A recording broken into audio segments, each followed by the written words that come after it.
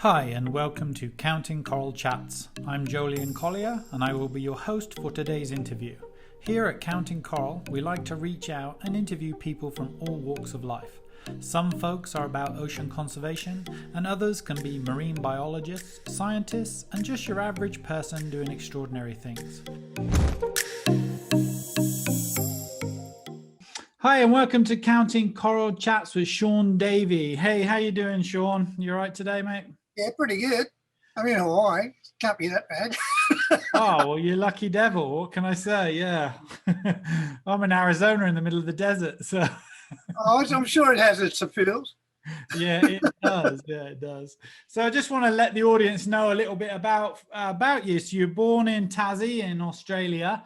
Yeah. And you started using you started doing photography at a young age, and I'm going to use your words. You used a crappy old Kodak Instamatic camera, and from that moment on, you were pretty much hooked. And that was back in 1977. And since then, I mean, mate, you've got an amazing career, 25 years. You've been on 180 covers of magazines worldwide. Not being funny, but that's pretty impressive. So yeah, hey, can you tell us a little bit about your story? I mean, what inspired you as a kid to get in the water and start taking pictures, and how did that all come about?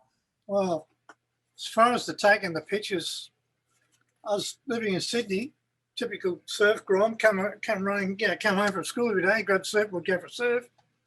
So I came home from school one day and the waves were tiny. They were only like about 6 inches high, but they were really perfect. I was just sitting there going, oh man, I wish I could surf those waves. Hey, look how perfect those are. And I thought, that crappy old camera's been sitting in the back of the wardrobe for the last couple of years. I might go grab that so I can get a picture.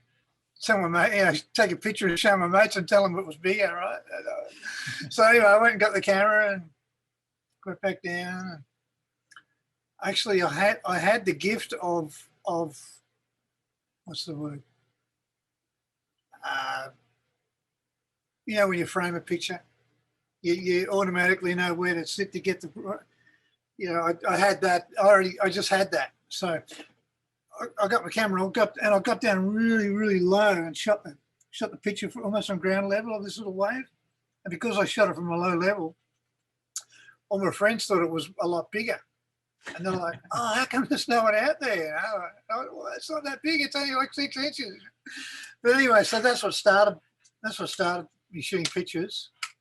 From then I wanted to get into the water, but I was poor. I couldn't afford much, so I got the plastic bladder out of one of my mum's old wine casks, and put my camera inside that. Used a couple of filters and taped it up, and went out and shot pictures with it. I mean, within 5 minutes, the whole thing was fogged up and useless. But I was in the water shooting pictures. I mean, the bulb was on, and shining very brightly.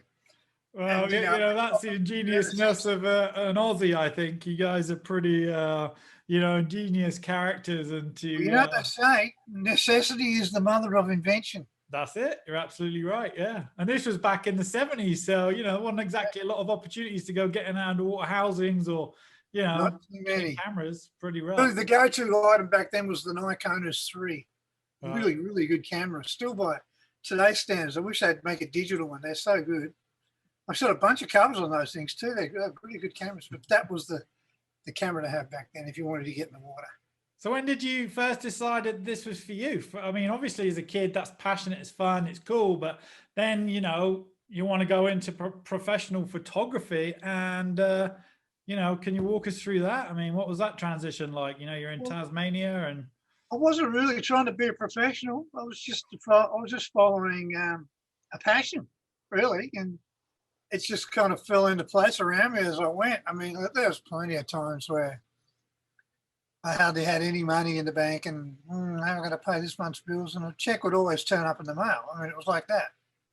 It's just keep doing it, and stuff will just keep flowing, and that's what I did. I just kept it flowing. I just kept shooting, So, so how old were you? And like, what? Okay, here's a question for you. So, you know, we have all this like, you know, crappy gear back in the day.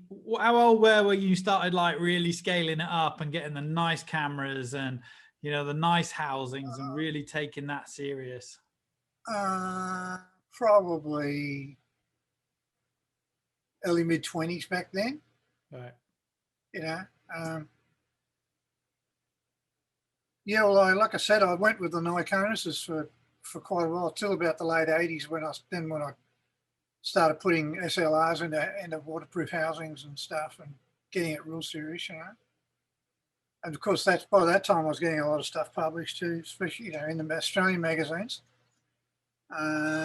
Sort of breaking into the US and the Japanese magazines at the time that I moved to or started coming to Hawaii. And then it just went everywhere. I mean, surfing was everywhere. There's English magazines, Italian magazines, Brazilian magazines, New Zealand, you know, French. They're everywhere, you know. So it was a good time to be a surf photographer because there's plenty of demand.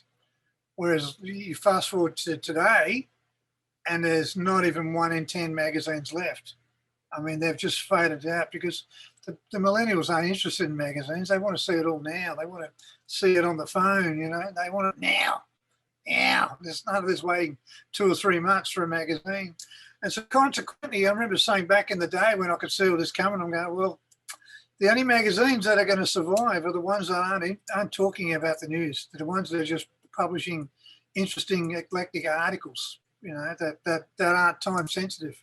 Those are the magazines that'll hang around because people still have an interest in reading those. But anything that talks about who won the contest yesterday or who's sponsored by this company or whatever, people don't care about that anymore, especially after a year without the pro surfing too, because we haven't had pro surfing for a year and things have changed a lot. People, there's way less emphasis on pro surfing now. There's much more emphasis on fun surfing.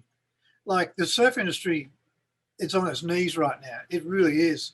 However, people who make fun surfboards, they're killing it. They can't keep up. That's where everyone's putting their attention on, is just having fun. They don't really care about the pro surfing thing so much. And I'm kind of curious to see how it goes when it comes back, because it's not what it was.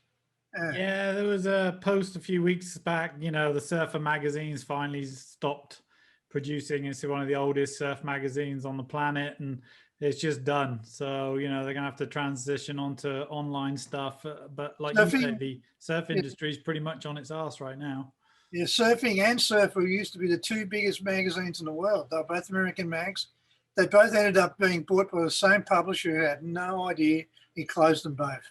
The 2 biggest, longest running surf magazines, same publisher shelved them both. So I would imagine that you had like, I wouldn't say the pick of the bunch, but you know, if you're a surf photographer back in the day, there's not a lot of you. Like nowadays, you go in the water, there's absolutely tons of people in the water all holding up a camera getting smashed. But I would have imagined, had way better opportunities back in those days to be able to get in the water, take those amazing shots, and then hand them off to a magazine and get paid for it, right? It was so good. It was ridiculous. There'd be days out there we're swimming around talking to each other, you know, the surf photographers. Like, well, I just think I had a $10,000 day today. Because, you know, you're like, in other words, you shot 3 really good waves, which you know are going to look good, and you're probably going to pull a $3,500 buyout off a surf company for. You know, you'd have days like that. You'd swim in back to the beach knowing that you had a really good day. A bit like a fisherman who comes back home with 3 huge tunas, you know, like a little bit like that. Whereas now you could go out and shoot the most killer photos and it doesn't matter. Nobody wants them. The companies that do want them, they've already paid some guy to shoot them for them, and they're probably not paying him much, but they're only going to use these photos. So he said, when I was doing it, it was such a healthy market. It was totally freelance, and it was always the best images got the gigs, right? If you're shooting good stuff, okay, you're going to kill it. You know, that's how it was. Whereas it you know, at some stage the market got filled with a bunch of guys who sold themselves to the companies really, really cheap and just totally lowballed the whole industry. And that was the end of the photographers. But then, you know, of course, it all followed with the rest of the surfers too. Yeah, I think it's moving into film a little bit as well because of the drones, you know, drone shots. You can just zip out with a drone, get some great images, especially at like Nazaré and Pihé and places like that. You know, it's so much easier for those guys, and they just sell that footage on to whomever at that time, you know. Yeah, and if you watch social media, video content always gets a lot more attention than still content. Generally speaking, sometimes there's still. I had one photo once that got 100,000 likes on Facebook. I'm like, what? That thing must have went viral. What the hell happened there? You know, but you know. Well, actually, to be fair, you're a really good photographer, and you got some amazing shots. So I could understand that. I mean, you know, it's weird though with social media, like how we all worked hard to build up all these platforms, and then the companies kind of screwed it with their algorithms. I've got like 80,000 followers on Facebook, and I barely even pay attention to it at all now because it's just so bad. Like, of those people, I'm lucky if 1,000 people see my message. Probably not even that. Even though 80,000 said they want to see it, they don't let them see it. Yeah, so, the fascinating thing is, it's much like we were talking about earlier. So, you know, you got Facebook where you can reach hundreds of thousands of people, and yet the magazines back in the day would reach more people than they do today. And it's a push of a button that is so simple for everybody to view anything, and yet they don't choose to view it because it's not there's no engagement. It's this mindset where it's just flick, flick, flick, flick, flick, and it's absolutely nuts. Flick, flick, flick. I know. Yeah. Like if it's a really good one, I go, oh, like kicker. Right, that's the best you can hope for. Maybe some little comment, you know. Yeah. But I want to talk about some of your images, right? So I'm going to be pulling these up for the viewers, and just if you are tuning in and watching this interview, at the end I'll be doing like a nice little slideshow of some of Sean's images because they're incredible. We don't have enough time to pull them all up, but I wanted to pull the one up with the shot from Pihé, Jaws. Yes, it's special. I mean, that really does demonstrate the size of these waves. I'm assuming you're on the back of a jet ski when you shot that, right? I'm not sure which one you're talking about. I didn't put a Jaws one in there. Oh, are you talking about the one with the guy sitting on the jet ski? Yeah, I'm assuming you're on a jet ski and you're shooting. That's not Jaws. That's the North Shore of Oahu. Oh, is it? It's a misto spot that normally people pay attention to, but that day it was really huge. Oh, excellent. Yeah, that's amazing. So did you just get a buddy and jump on a jet ski and start shooting it because you knew a swell was coming in? I was actually in a boat and I was shooting the North Shore Towing Championships. I think it might have been 2006 or 7 perhaps. It just got really big in the afternoon. It was pumping. It was really good. Yeah, it is a pretty special shot, I have to say. So what's the feeling like when you're in the water with a wave that big next to you? I mean, I've been in some big waves in Fiji, but nothing that big. You're always scanning the horizon and you're always getting ready to seal your camera cases shut.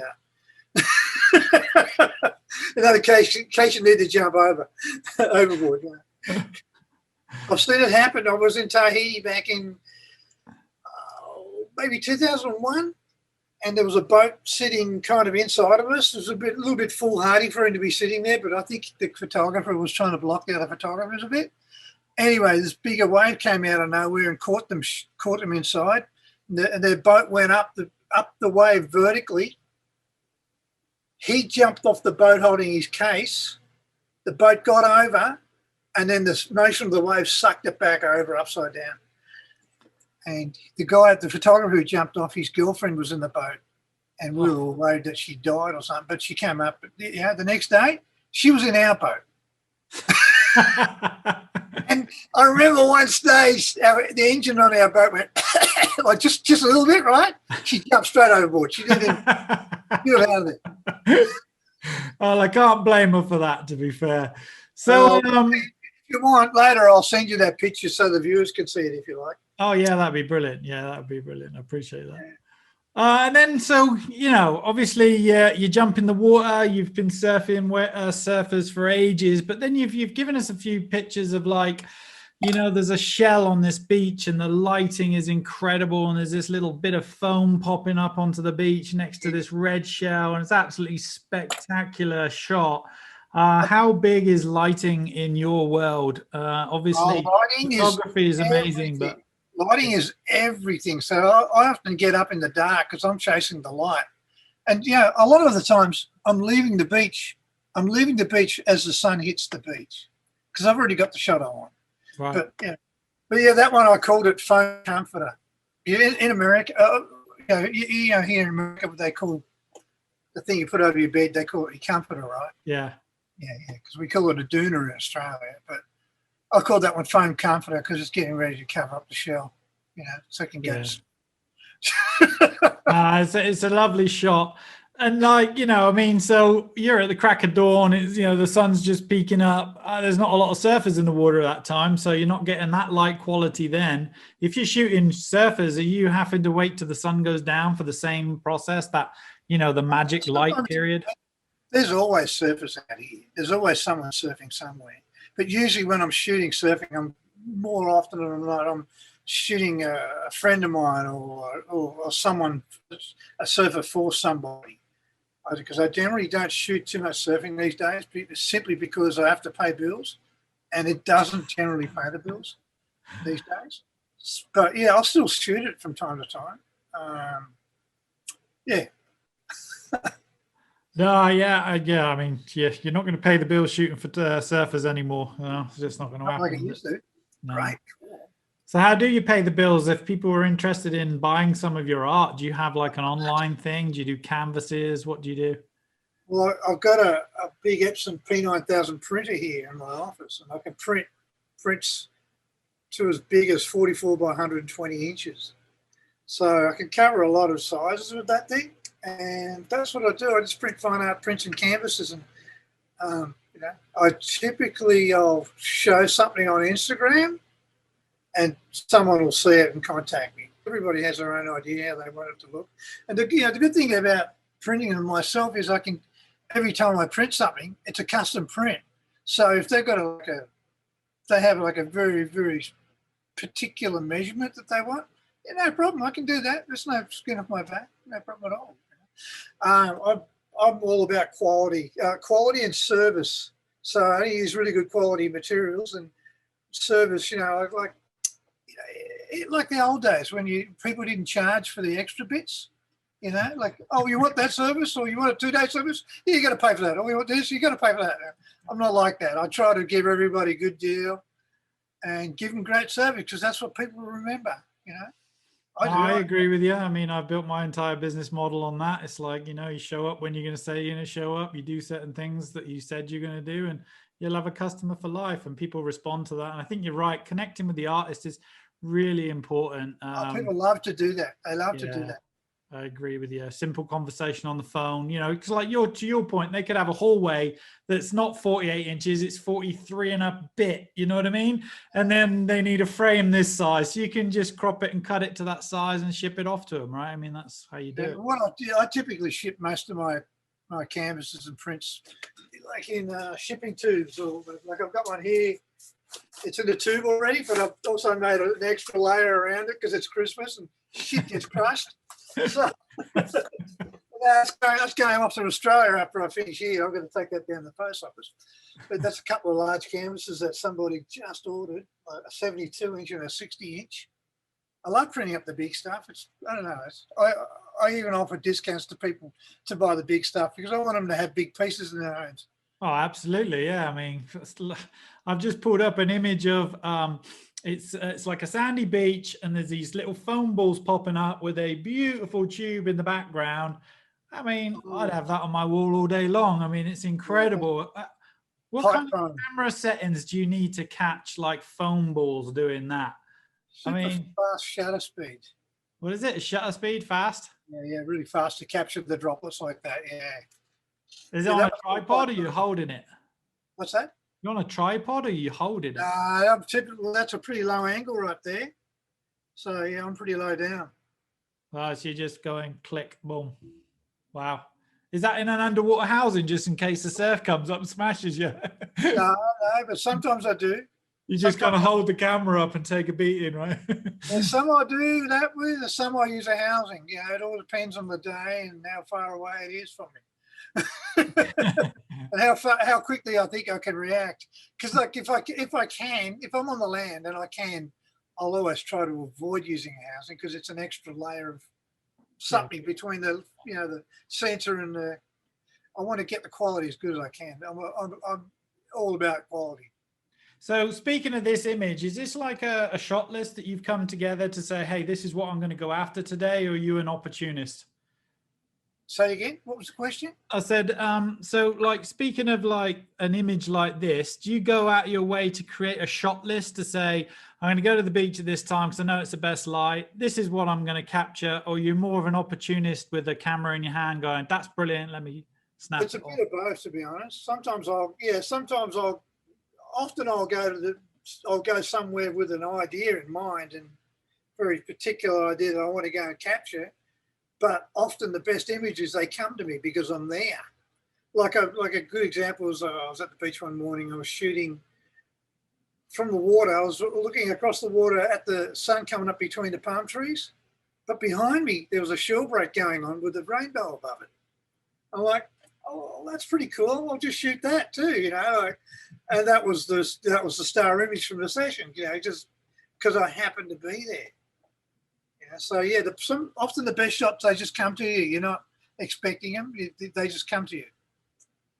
Yeah, no, I see a lot of your shots that you like to capture kind of waves popping up with the light behind it. I mean, Yeah. I've always loved being in that part of the surf. So much fun. You might take a beat in, but you get slopped around. It's really cool. I mean, what's your favorite type of shooting? Is it that near shore stuff, or is it out with the surfers? Forget money. These days, I love to do that stuff. There's a couple of places over just 10 minutes down the road here that I shoot. When the winds get right, because you need certain types of winds that aren't always happening. But when they happen, I usually head over there for sunrise because the waves, they bounce off the rocks and then come back across and hit the next wave coming in. And so they create these just huge backwashes. It's really spectacular, especially with the sun right behind it. That's cool.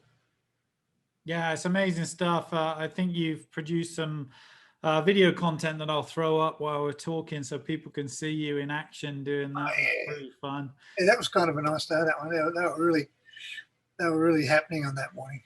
Yeah, and I love some of your blur imagery too. I mean, I'm pulling up a surfer. It looks like a girl on a blue surfboard. I don't know because it's blurry. I can't tell if it's a male or female, but man, it just looks like someone's painted it. Oh, yeah, that's a guy. This guy called Dino Miranda. He's a really good longboarder. He's actually on a longboard. Ah, right. And when you look at it, you go, that's such a crazy shot for a longboard. That's actually a pipeline. I would not have thought a longboard at Pipeline would have worked that well, to be fair. But I mean, well, nobody really did until these guys started going out there on them. Dino Miranda and a couple other guys, Hawaiian guys. But yeah, that photo. I shot that probably, I think, about an eighth of a second. Whereas, like most people will typically shoot a surf photo at something like a thousandth of a second. So, an eighth is like more than 100 times more being captured in the same instant. Like I've captured that much more time in the time that he's moved during that image. Yeah, no, it's beautiful. Like I say, it looks like a painting. Yeah, I'm always about being different. And if I'm at a beach at somewhere like Pipeline, there's going to be 20 lenses at least. So I don't want to get the same picture everyone else is getting. And especially when I used to shoot surfer magazines, I always knew that the shot that they want was the unusual shot because they would get given the same photo by 10 different guys, right? So they're always looking for the shots that no one else has. So that was part of the reason I used to shoot speed blues. But then after a while, I just really dug shooting speed blue because that's what I call them. Because it's a really arty way to look at it. As you say, it looks like a painting. Yeah, no, it's absolutely brilliant. And then, I'm just looking through. When I looked through your images when you sent them over, I was just kind of going, you've got that classic kind of Malibu, Hawaii surf style with the sunset and the guy holding the surfboard. It's like true Americana, you know what I mean? Were you inspired by the American culture of surfing, and is that why you're shooting some of these images? It's almost like the Endless Summer type stuff, you know? Well, I'm sure the Endless Summer iconic image had something to do with it, but I've always been really into hard light and silhouettes. You know, in fact, I have a collection called Shadowland, which is nothing but silhouettes and shadows and stuff. And so, yeah, I've always really kind of dug that look, no matter where I am, whether I'm at the beach or middle of the city or anywhere really. It's all about the light play, the silhouettes and the light play. There's two guys that really inspired me from a young age. One was an Australian guy called Max Dupayne, and he was famous in the 60s and 70s for shooting iconic images of Australian beach life. And a lot of his images, they were black and white, and they were really hard contrast. So he was a major influence when I was young. And then another guy who influenced me along the same tangent was an American guy called Pete Turner. He was I think he might have worked for National Geo at one stage, but he did the same thing, but in color. He would shoot images that were like massively colorful, like big, large blocks of color and blacks and stuff, like similar kind of thing, but in color. So yeah, those two guys had an influence on my style of shooting for sure. How old were you when you were influenced by those guys? When we talking? Oh, early days, like when I was starting at photography. I mean, I was into photography before I started shooting it. Right. Yeah. Right. In fact, I can still remember the first surf photo I ever saw was of a wave. And I was probably well under 10, but I remember seeing it.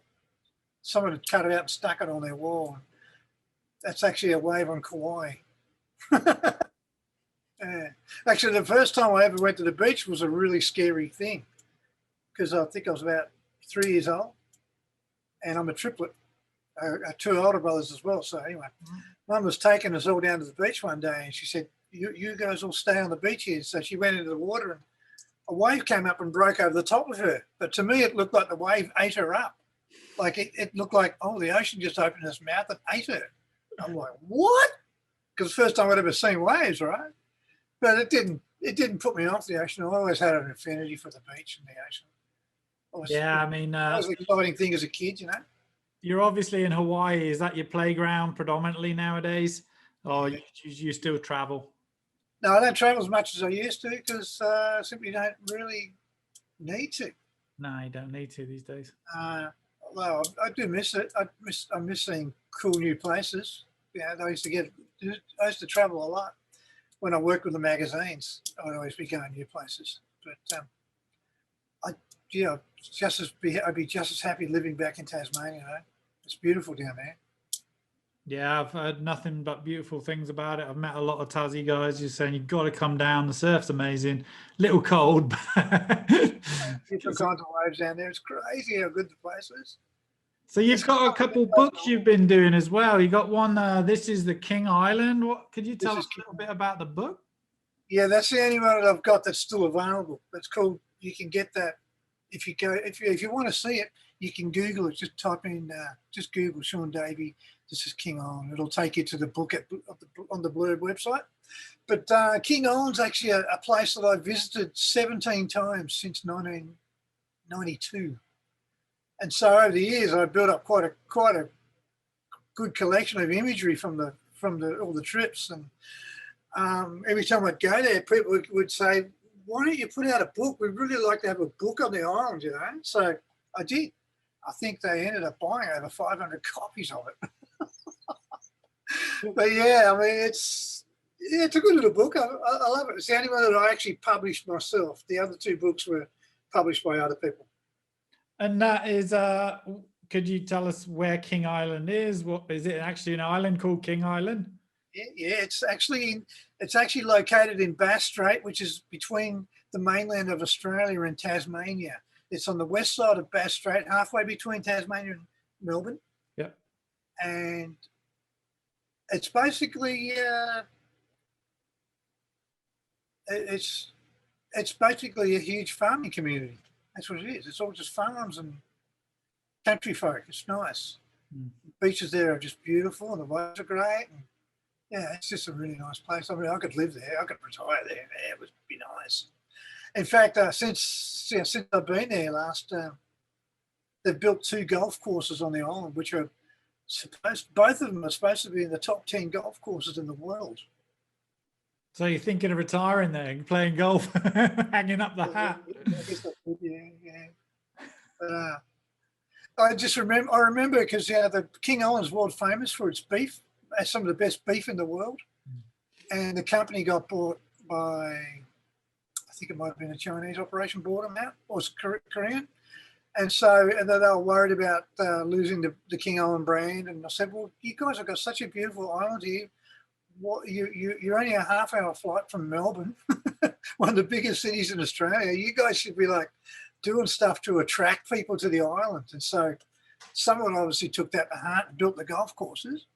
And that's what started it. You know, now they're doing little junkets down there where they fly people down there on planes and, you know, have these big long table festivals and stuff. So, yeah, they're starting to do that where they're trying to attract the people from Melbourne to come over and check them out. It's a beautiful place. I love it. Yeah, it's amazing. You got these little gems that are just sat there and people don't even know that they exist, and yet there's so much going on there. And from a photographic standpoint, I would imagine it's one of those true jewels and treasures that you know, really enjoy to go and take photographs of, you know. Of course, though, there's always that human nature element where something finally gets discovered and you can kiss it goodbye. True. You remember that lyric out of the Eagles song, The Last Resort, called Someplace Paradise, and kiss it goodbye? Yeah. Well, listen, Sean, I really appreciate you taking the time. And so if people wanted to buy a print, is it SeanDavey.com or is there another URL? Well, SeanDavey.com is my website. But if they want to contact me, just get them to email info, like information, info@SeanDavey.com will get me. That's the best way to get me is via email. All right, brilliant. So if anyone's watching, there you go, info@Sean.Daly, and I'll post those links. No, you screwed up. You said Daly. It's Davey. Oh, sorry. I'll edit that out. For all you guys that are viewing, you can get hold of Sean Davey at info@Sean.Davey. But listen, thanks again, and I really appreciate you taking the time, Sean. And for anybody who's watching, stay tuned for the little screenshots of all the images that he's provided for us. They're beautiful. It's worth taking a little look. Thanks a lot, Sean. I appreciate it. All right. Cheers.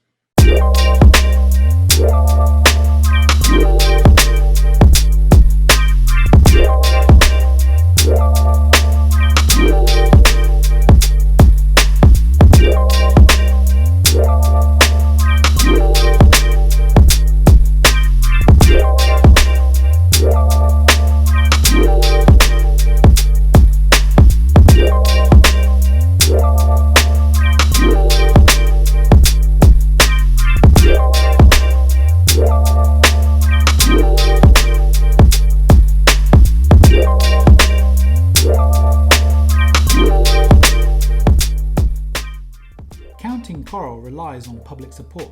If you would like to donate to Counting Coral and help out with the coral crisis, please see the link in the comments section if you are on YouTube, link in the bio if you're on Instagram, link in the post section if you're on Facebook or LinkedIn. The best way to follow us for Counting Coral Chats is to subscribe to our YouTube channel. Hit the subscribe button and then hit the bell. When you hit the bell, you will be notified every time we post new content. We are always looking for people to join us in one of our chats. If you are interested in what we do and you would like to be on our show, you can email us at connect@countingcoral.com.